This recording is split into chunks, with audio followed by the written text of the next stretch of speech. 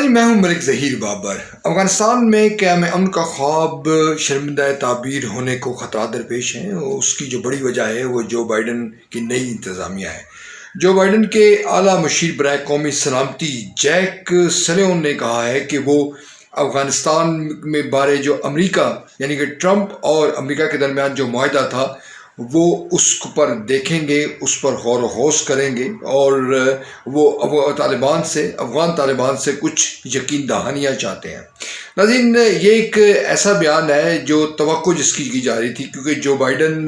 جب صدارتی امیدوار کے طور پر مختلف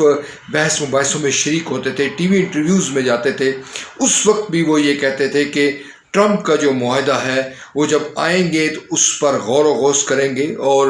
وہ دیکھیں گے کہ کس طرح سے وہ امریکہ کے مفادات کے عین مطابق ہے۔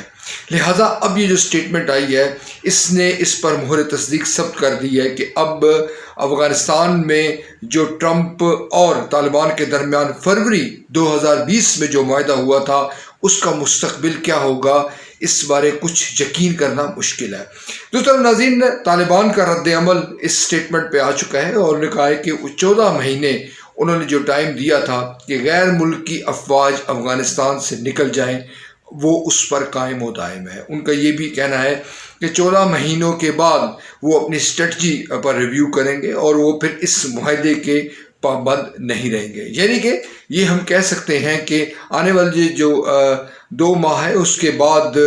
یہ معاملہ ختم ہوتا نظر آ رہا ہے۔ اگر امریکہ اس پر واقعتاً اس پر عمل درآمد نہیں کرتا اور طالبان بھی اس سے کنارہ کش ہو جاتے ہیں، یا امریکہ کا عذر بنا کے وہ بھی اس معاہدے سے دستبردار ہو جاتے ہیں، تو کہا جا سکتا ہے کہ افغانستان میں جنگ و جدل کا ایک نیا بازار گرم ہوگا۔ ناظرین، یہ امپورٹنٹ جو پوائنٹ اس میں یہ تھا کہ افغان طالبان نے یہ کہا تھا کہ وہ غیر ملکی افواج امریکہ اور اس کے اتحادیہ نیٹو افواج ہیں ان پر حملے نہیں کریں گے، مگر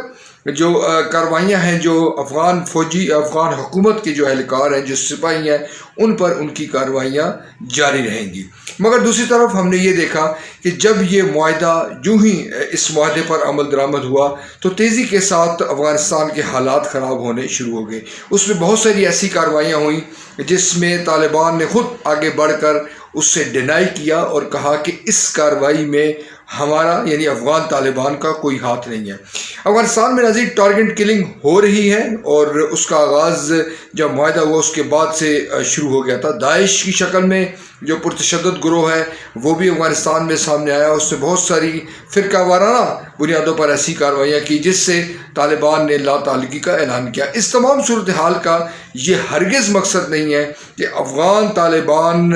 خاموش رہے، بلکہ افغان طالبان نے جو کابل حکومت ہے، اشرف غنی حکومت ہے، اس کے خلاف کارروائیاں جاری رہیں، اور جو مختلف واقعات میں انہوں نے کئی جو افغان فوجی تھے، افغان افسران تھے، یا پھر جو افغانستان کے ذمہ داران کے لوگ تھے ان پر ان کے خلاف کارروائیاں کی، جس کے نتیجے میں وہاں امن و امان کی صورتحال مخدوش ہوئی۔ ناظرین، یہ جو معاملہ ہے افغانستان میں قیام امن کا معاملہ،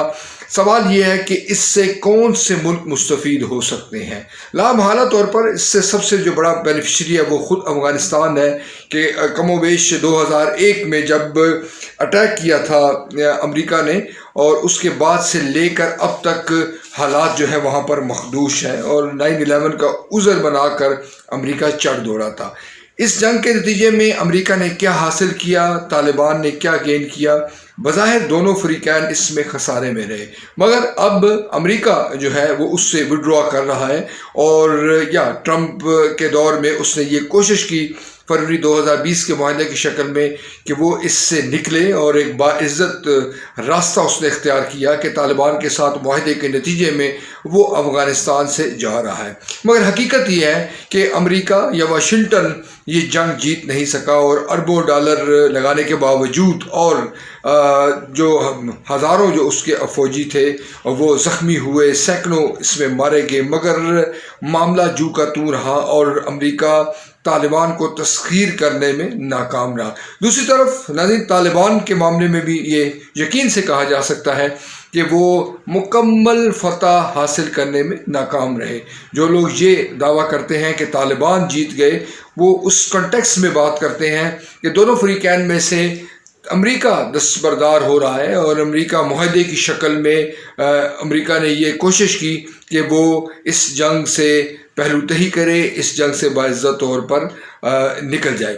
دوسری طرف جو پاکستان ہے، چین ہے، ایران ہے، روس ہے، یہ ممالک ایسے ہیں جو یہ چاہتے تھے، یہ چاہتے ہیں کہ افغانستان میں امن قائم ہو، افغانستان میں امن بحال ہو، جس کے نتیجے میں جو سی پیک ہے، جو چین کا بڑا پروجیکٹ ہے، جس میں روس کی دلچسپی نمایاں ہے، پاکستان اس کے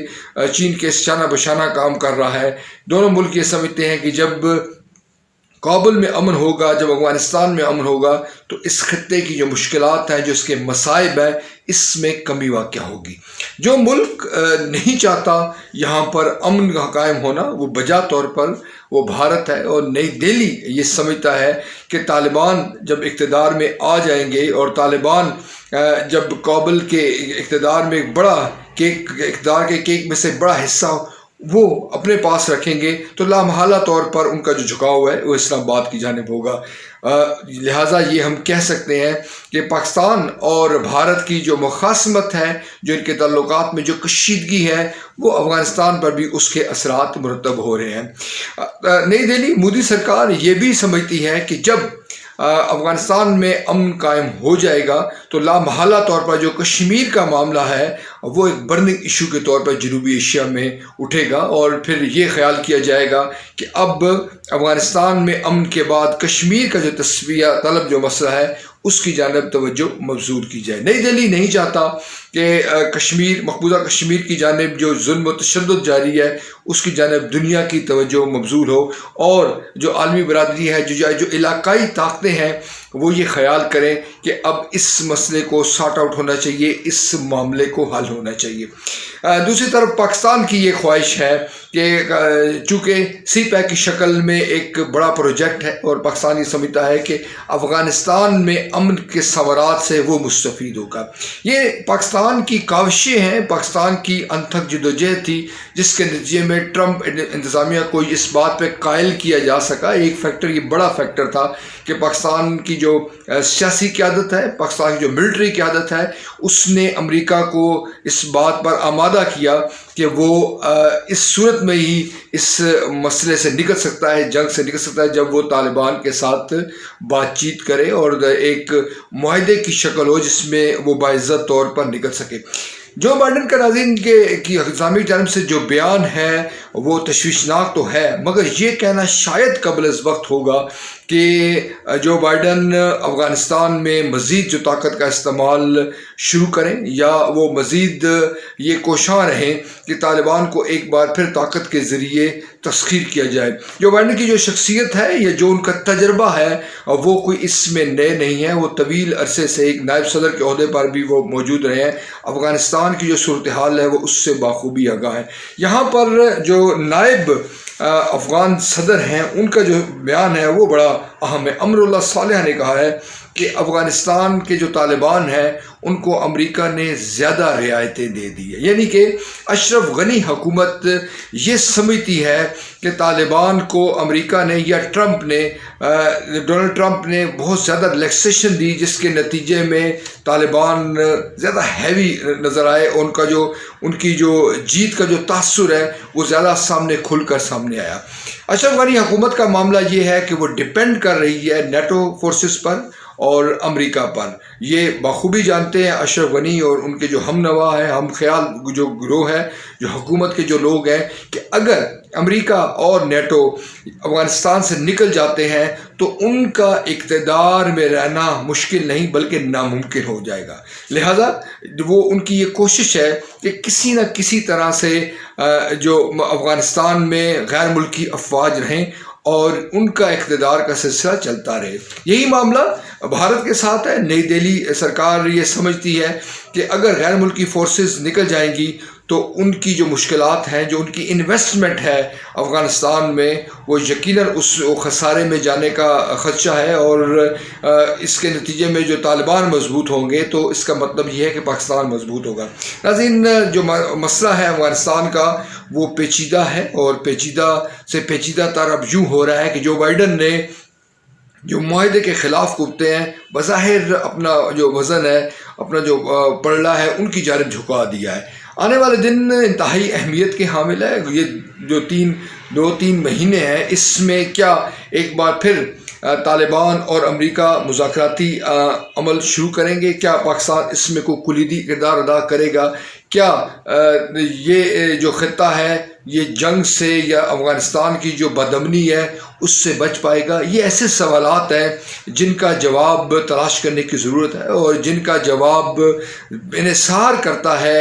جو بائیڈن جو صدر نئے امریکہ کا ہیں ان کے آئندہ کے طرز عمل پر۔